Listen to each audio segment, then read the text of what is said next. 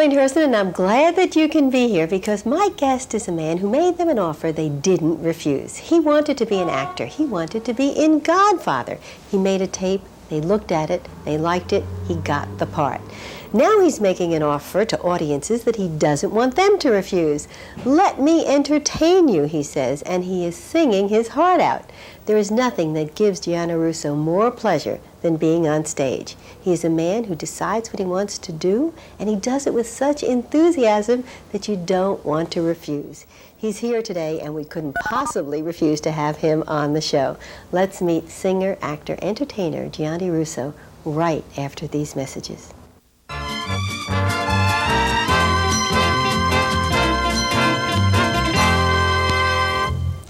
I'm Arlene Herson, and my guest is Gianni Russo. And I thank you for being here. Thank you for inviting me. I really appreciate it. Actually, I know you have a big day today because you're going to be singing tonight, singing your heart out, as I mentioned. But it's not as a singer you started. It's as an actor. I mean, it's incredible. There are a lot of people that want to be actors, and you said to yourself one day, I mean, how did it happen that you wanted to be in Godfather? You wanted to do this? You wanted to be in the movies? How did you do it?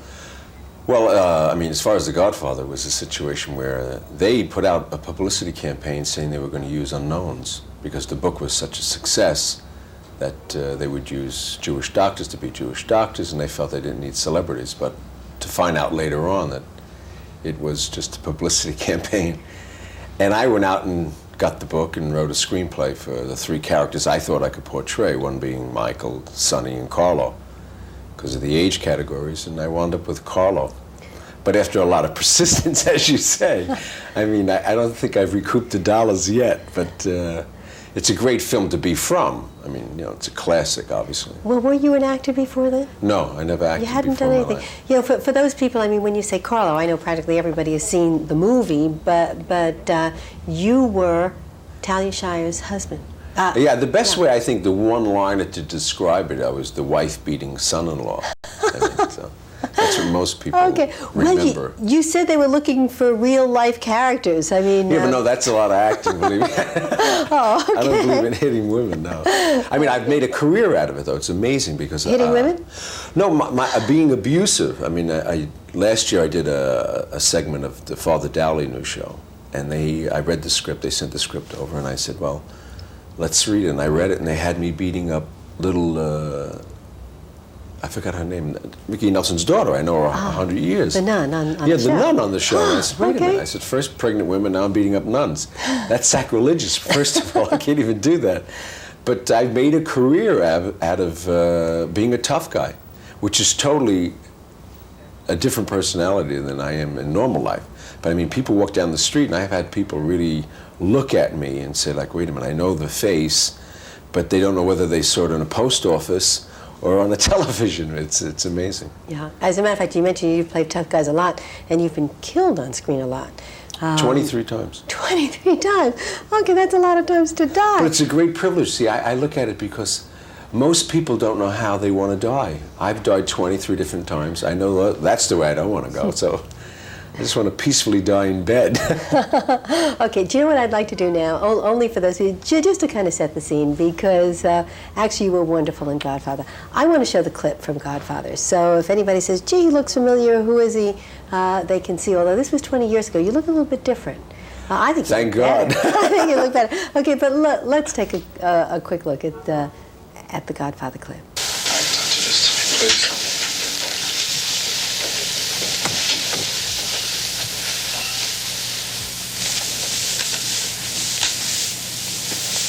Barzini's dead. So is Philip Tattaglia. Mo Green. Stracci.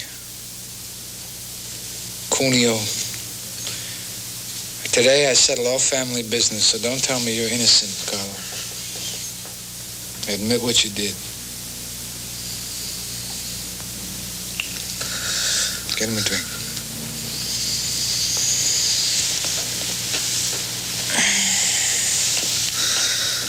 Come on. Don't be afraid, Carlo.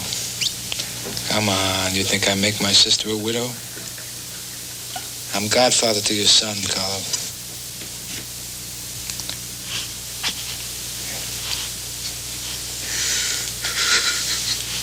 Drink. Drink.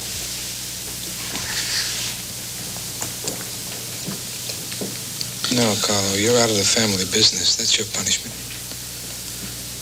You're finished. I'm putting you on a plane to Vegas. Tom?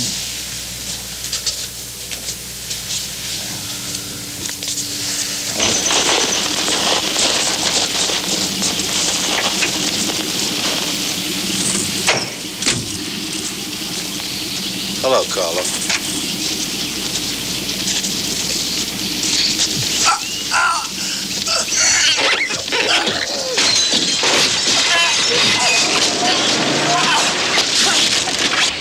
Well, see, now after that scene, as you can tell, when I put on my shoes, I put them on very carefully. And neckties especially. No, for the longest time, though, after doing that scene, because we did the scene about 14 times, because Francis Ford Coppola is a master.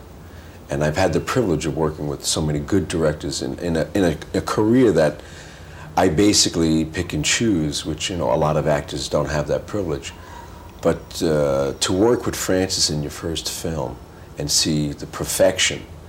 First he had like breakaway glass, and we tried that, and that didn't work because it just broke out on the camera.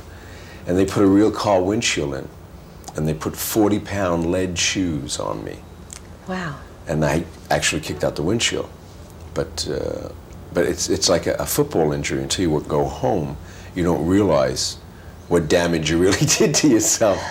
But it was a tremendous learning experience. That's well, you know, it was because you never acted before. You didn't do this, and now suddenly there you are, the biggest hit. I mean, in centuries. I mean, maybe that's a little exaggeration, but it was tremendous. I think you're right. Good. Okay, but a tremendous hit. Now, how did your life change after that?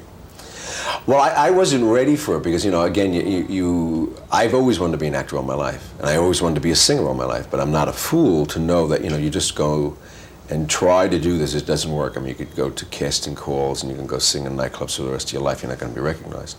And there are a lot, I mean, far better actors than I'll ever be and far better singers than I'll ever be. But I think it's my persistence in the way I go about it and try to do it in a colorful way that it gets the attraction and the attention of the people that do the bookings and do the casting. Well, there are a lot of persistent people, but they don't always get the parts. I mean, you know, there are a lot of people who can bang down the doors. If you don't have the talent, you're really not going to get the part, I don't think. Well, I thank you for that, but I mean, I feel I have talent. I didn't say I didn't have talent, I didn't say I was the best. That's what I said. Yeah, when you say you don't think you're the best, in your press release, it said that you don't want to be the best. You want to entertain people, but you don't have to be number one. Now, can an actor really feel that way? I think it's being honest. I mean, if I thought I could sit here and tell you that I can do every part that's available, I think we're all limited in what we can do. I think the reason that I do work is the fact that I'm believable. And many, many years ago, and I'm not one that leaves the set and goes to a dressing room or has other things. If I'm on a project, which I'm on right now, I'm on the set every day because I'm learning. If I respect the actor and respect the director. So to me, it's a learning process.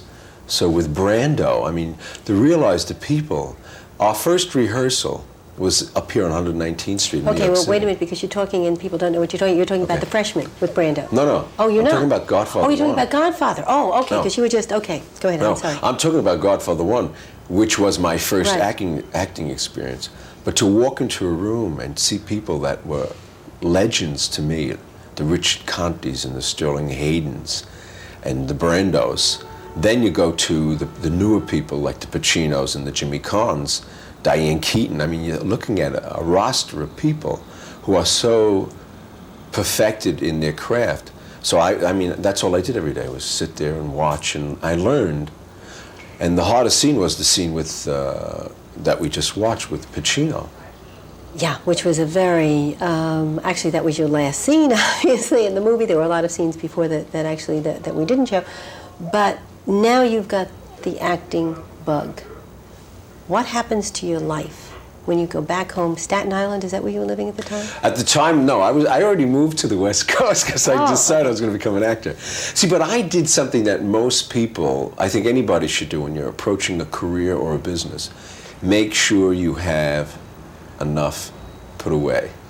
Ah, enough money put away. Okay, we're going to take a break because I want to find out. Obviously, you know, you did things before, you're doing things after, you're singing now, you want to, God knows what else you'll do. Let's take a break and talk about it. We're speaking with Gianni Russo. We're here at the Friars Club in New York City. We'll be right back.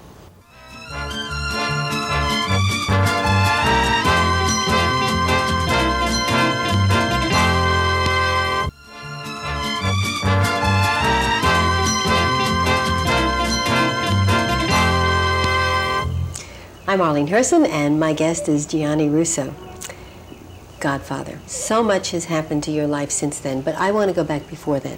I want to go back way back before then because it's astounding the way you look. You're very handsome, and on the stage too, and very sexy. And obviously, you know, you seem to be doing all the things you want to do. But when you go back 7 years old, you found out you had polio? Well, I didn't find out. I mean, obviously, you know, at 7 years old, you're playing cowboys and Indians, and one day I just didn't get out of bed. I got out of bed, but fell down. But that was, you know, in the late 40s, early 50s, and we were plagued with an epidemic of polio. And so many other people have gotten it, and unfortunately are not even here to enjoy life. So I feel very fortunate. But I never took... See, as you get to know me or get to know about me, I mean, I don't have a negative situation in my life. I try to turn everything around. Well, you know, that's easy to say, Gianni, but if you... Well, it's easy to do. If you think positive, you can do it. Okay. And I think that's what most people have to do. I always say, yes, I can. But I say it to myself. I don't say it to the world. So once I try something, you can rest assured if I'm showing you in public, I've either rehearsed it or practiced it 1,000 times before I expose it. Because I really don't feel it. All of us can do everything. Okay, you know, in some ways, I'm the eternal optimist, and I believe that we can do everything, and that anybody can do anything they want to do. If somebody says to me, you can't have everything, I say, why not? But polio... But then it's all relative. Okay. What's everything? Okay, so, all right. You know, it's a situation. But, you know, were you crippled when you were younger? I mean, I was fortunately, I was crippled, and I always say that because of the fact that I think we should experience these type of things. I think too many people today take just life for granted. It's always going to be there, or always going to have the use of a limb or whatever. So this is why kids challenge themselves, and you don't realize. See, myself now, I mean, I feel, again, that it was a privilege that, number one, I had this illness because of the fact that I looked at life at a different perspective at a young age. My family, my father was a longshoreman, but not a steady job. And I'm from a lower middle-class family, lower American. My mother is the traditional housewife with the 4 children that stayed home and did the cooking. Not what we're experiencing today because people have to work. But it's a situation, then it was the dedication of the family. And I would have probably just went on to be whatever. And I feel the fact that I had the opportunity to sit back at I mean, obviously to digest it and say, you know, here I am, I'm 7 years old, and look at me, I'm a cripple. I feel the easy way out. And after 5 years adjusting and adapting to that, and understanding, I didn't look at, say, you know, feel sorry for me, because I think that's the greatest insult in the world, is to be pitied. I'd like to make it work. Okay, but people do, you know, if they see you and they see that you're young, how were you cured? I mean, how are you now? I'm not cured. No, I'm still sick. No, but the thing is, no, I worked on it, you know, and I had a mentor, Dr. Henry Chow, and it has a lot to do with politics, and I don't know if I have the privilege of even saying it. I was part of the experiments of Jonas Salk. And obviously we know today in 1953 and 54 there's a salt vaccine, and thank God everybody takes this vaccine and they don't have to go through this any longer. But during the time of experiment, I had certain people that befriended me, and I was a nice little kid and said my rosary 50 times a day in my crib and made it work. And it's a theory, as we know today, because I know this, you know, we'd have a 90-minute documentation, but it's a situation, what we know today as dynamic tension. And Dr. Henry Chow had this idea, and he picked out certain people to work on, and fortunately I was one of those people. So you were an experiment, a successful experiment. Definite experiment. That's interesting. Because my family had to turn me over to the state. Yeah. Because they didn't have enough money to support the medical bills. Yeah. So it was that kind of situation. See, but that's what gave me the inner drive that I still have today. And I asked for bicycle tubes, which is a very strange situation. Why bicycle tubes? And I hooked them on my crib, and I used to stretch out my arm and my leg and just lock it into position and do anything else that would not let me concentrate on holding that out as long as I could. That's why I said I reflect on saying the rosary and whatever. And I'm not that I'm professing that I'm a great Catholic or anything. I don't, religion to me is whatever you believe. But to me, that's another drive that I had another belief beyond me. And I feel that, that's what made it work for me. And obviously it worked. I mean, it's not... It's still working, also, though. it's still working. It's still working. Yeah, it's still working. And that's why you're doing it. I mean, that's why today you're on the stage singing and wowing them. And, but see, that's the same thing, though. So instead of the bicycle tubes, I didn't get great vocal coaches. I got music. Okay, let's talk about the music. As a matter of fact, let's come back and let's even see some of what you do on stage. Okay. We're going to take a break. We're speaking with Gianni Russo. We'll be right back.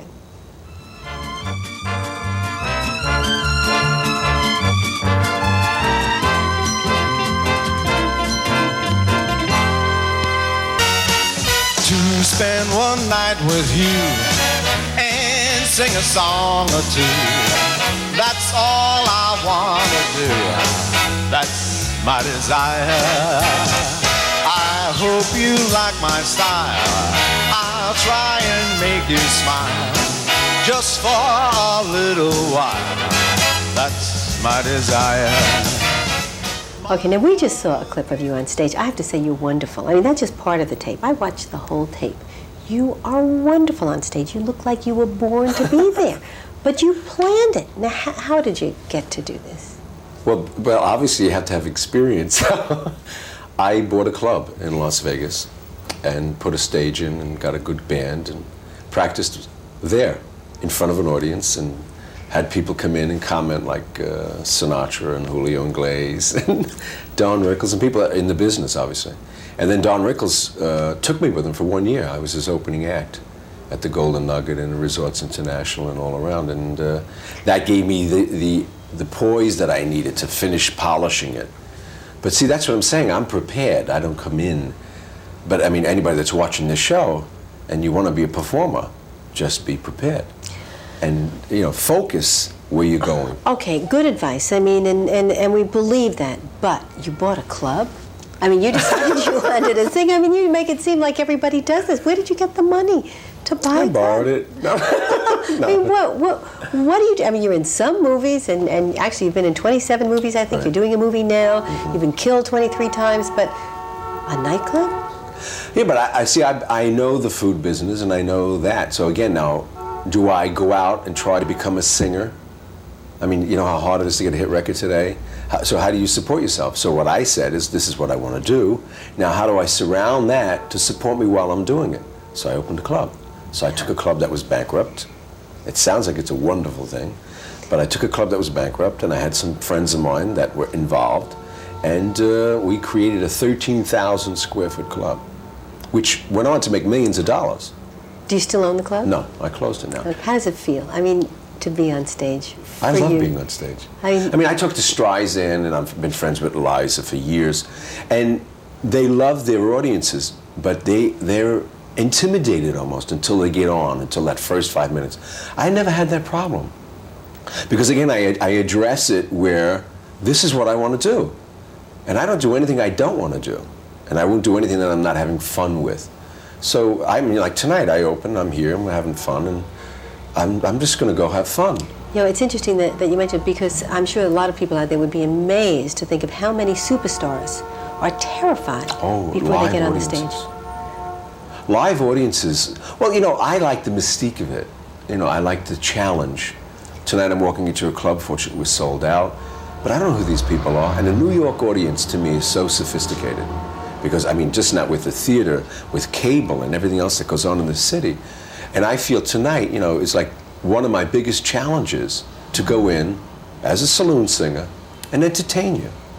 And I just can't wait to do it. Okay. You were down at Atlantic City too. I understand you were at Trump Castle, you were at Claridge, you know, you're all over the place.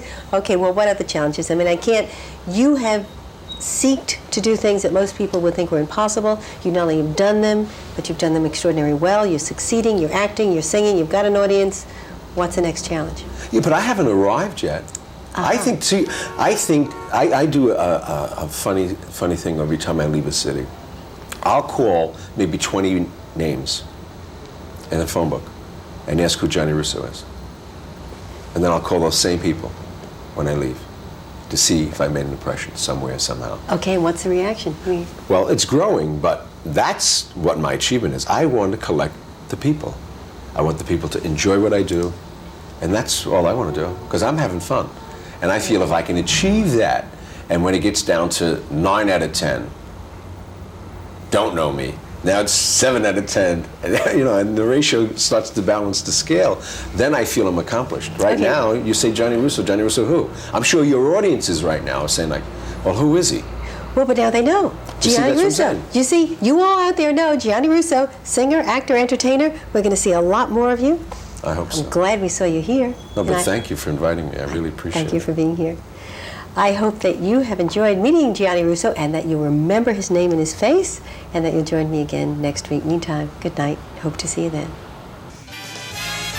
Mr. Peaceful, Mr. Happy, that's what I long to be. All the odds are in my favor. Something's bound to begin. It's gonna happen sometime. Maybe this time. Maybe this time I'll wait.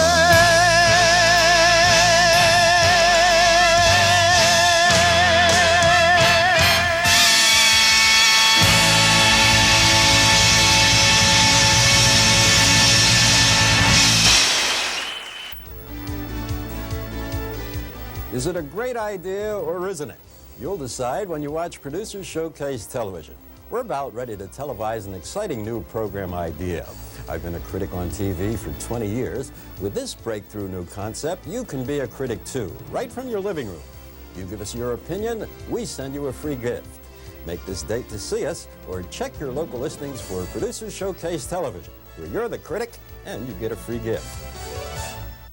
It's time to clock in to the Electric Factory. Electric Factory, right here on Channel America. Check your local listings for times.